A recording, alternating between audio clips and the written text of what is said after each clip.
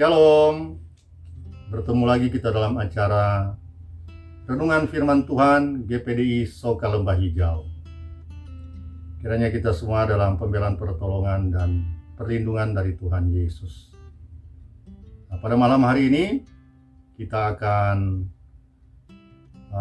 merenungkan firman Tuhan dan kita sama-sama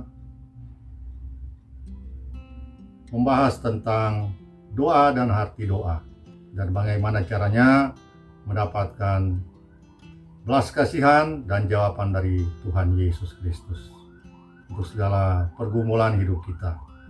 Sebelumnya, mari kita satu dalam doa. Tuhan Bapa kami yang baik, oleh karena belas kasihan-Mu, kasih karunia-Mu, anugerah-Mu, sehingga kami pada malam hari ini boleh dapat bersama-sama mendengarkan sebagian dari firman-Mu. Roh Kudus menjamah hati dan pikiran kami sehingga kami boleh dapat, Tuhan, mengungkapkan rahasia dari kebenaran firman-Mu, ya Tuhan. Engkau tuntun kami juga, kiranya firman-Mu masuk tertanam melekat menguasai hati dan pikiran, perkataan perbuatan kami. Roh Kudus menolong, memampukan kami untuk dapat melakukan, mempraktekannya dalam kehidupan sehari-hari. Terpujilah Engkau kekal selama-lamanya. Dalam nama Tuhan Yesus Kristus, haleluya, amin. Baik, mari kita buka kebenaran firman Tuhan di Lukas 18 ayat 1 sampai dengan 8. Lukas 18 ayat 1 sampai dengan 8. Judul perikopnya tentang perumpamaan tentang hakim yang tak benar. Ya, saya akan bacakan. Yesus mengatakan suatu perumpamaan kepada mereka untuk menegaskan bahwa mereka harus selalu berdoa dengan tidak jemu-jemu. Katanya, dalam sebuah kota ada seorang hakim yang tidak takut akan Allah dan tidak menghormati seorang pun.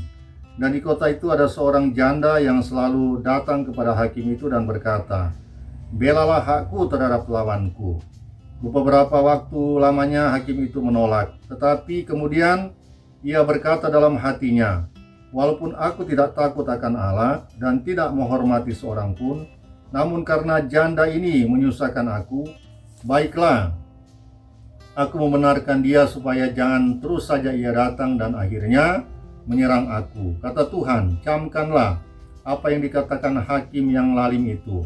Tidakkah Allah akan membenarkan orang-orang pilihannya yang siang malam berseru kepadanya? Dan adakah ia mengulur-ngulur waktu sebelum menolong mereka? Aku berkata kepadamu, ia akan segera membenarkan mereka. Akan tetapi, jika anak manusia itu datang, adakah ia mendapati iman di bumi?"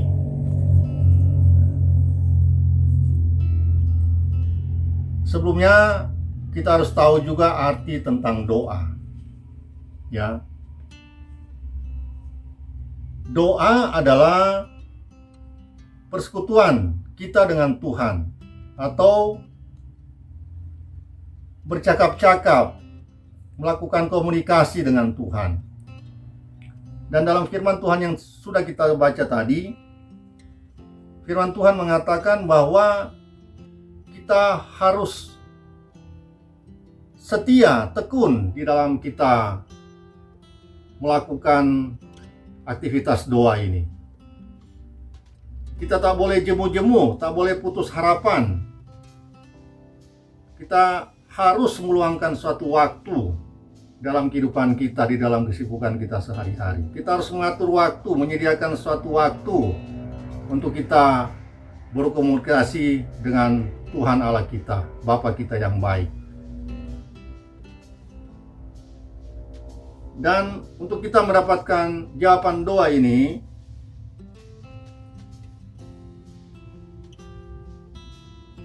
Tuhan juga katakan bahwa dalam keadaan situasi apapun, kita tidak boleh putus harapan di dalam kita menanti jawaban doa. Seperti yang dilakukan oleh janda ini, ya, yang terus-menerus ibu janda ini datang kepada hakim yang lalim ini, hakim yang ditulis di sini mengatakan hakim yang tidak takut akan Tuhan. Tapi dengan ketekunan janda ini, dengan kesetiaannya untuk datang dan tak jemu-jemu dia datang memohon, meminta kepada hakim ini. Mungkin dia datang berlutut, sujud kepada hakim ini setiap hari, setiap waktu. Dan akhirnya hakim yang lalim ini luluh hatinya. Dan pada akhirnya si hakim ini mengabulkan permohonan dari ibu janda ini. Dalam hal ini menggambarkan bahwa untuk kita mendapatkan belas kasihan dan jawaban atas doa-doa kita, Tuhan maunya kita juga seperti seorang ibu janda ini. Kepada manusia biasanya kita bisa melakukan hal itu. Kenapa kepada Allah kita sendiri, Bapa kita yang baik, kita tidak melakukannya? Sedangkan pembelaan pertolongan dari manusia itu terbatas adanya. Sedangkan dari Bapa kita yang Maha Kuasa ini, ketika dia memberikan pertolongan pembelaan, maka pertolongan pembelaannya itu luar biasa dahsyat bagi setiap masalah yang kita hadapi. Oleh sebab itu, firman Tuhan ini mengatakan, Tuhan mengatakan untuk kita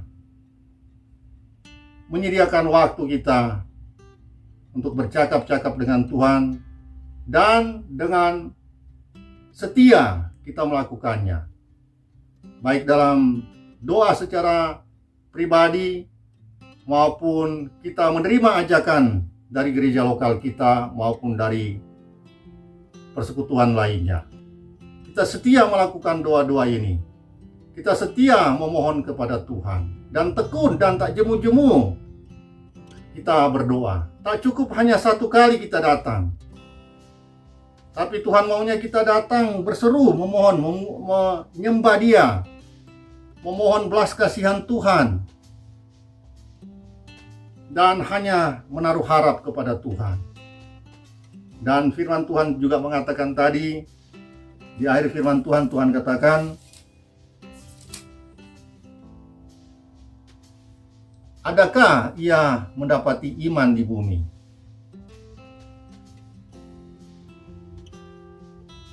Selain kita bertekun, setia, Tuhan mau juga kita percaya beriman kepadanya. Di Markus 11 ayat 24 dikatakan, apa yang kita telah mohonkan minta, kita harus percaya imani bahwa apa yang kita minta itu Tuhan sudah berikan. Jadi itulah saudara yang dikasihi oleh Tuhan, itulah yang Tuhan berikan kepada kita pada malam hari ini melalui firman Tuhan, bahwa kita harus tetap tekun dan setia bercakap-cakap, menyampaikan isi hati, pergumulan dan harapan kita kepada Tuhan dengan tak jemu-jemu, dengan setia dan dengan tekun. Dan terakhir Tuhan katakan kita harus percaya beriman, apa yang kita minta dan doakan Tuhan sudah menjawab. Walaupun saat ini kita secara manusia kita belum melihatnya jawaban dari Tuhan, tapi pasti tepat pada waktunya kita butuhkan, Tuhan menjawab doa-doa kita. Dan Tuhan pasti sudah menjawab doa-doa kita.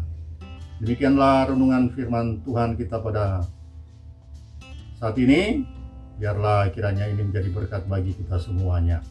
Biarlah kita tetap setia, tekun, menaruh harap percaya kepada Tuhan, dan mengungkapkan semua isi hati kita kepada Tuhan, bukan kepada manusia. Dan kita percaya sungguh-sungguh kepada Tuhan, kita andalkan Tuhan dengan sungguh-sungguh. Dan kita percaya bahwa Tuhan sudah mendengarkan dan menjawab doa kita. Sebelum kita akhiri, mari kita satu dalam doa. Bapa, terima kasih untuk segala berkat-Mu pada saat sekarang ini. Kami telah menerima berkat firman-Mu. Biarlah itu tertanam dalam hati pikiran kami, dan Roh Kudus berikan kekuatan, kemampuan. Kami ingat terus, kami imani dan kami lakukan setiap kebenaran firman-Mu dalam ketaatan dan kesetiaan dalam ketekunan seumur hidup kami ya Tuhan. Kami tinggikan, agungkan, masyurkan nama-Mu dimanapun kami berada. Terpujilah Engkau kekal selama-lamanya. Tolong lindungi, jaga, berikan kekuatan, kesehatan pada kami semuanya.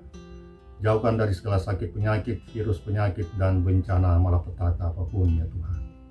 Kiranya selalu membela kami, menolong, memberkati hidup kami. Apapun yang kami kerjakan, perbuat, kiranya Engkau memberkati, dan kiranya Engkau membuat berhasil ya Tuhan. Dan kami pakai semuanya guna untuk hormat mulia nama-Mu dan menyenangkan hati-Mu. Terpujilah Engkau kekal selama-lamanya. Dalam nama Tuhan Yesus Kristus kami berdoa. Haleluya. Amin. Terima kasih Bapak dan Ibu semuanya, dan semua saudara yang dikasihi oleh Tuhan. Biarlah semuanya ini boleh menjadi berkat buat kita semuanya. Haleluya. Tuhan Yesus memberkati. God bless you.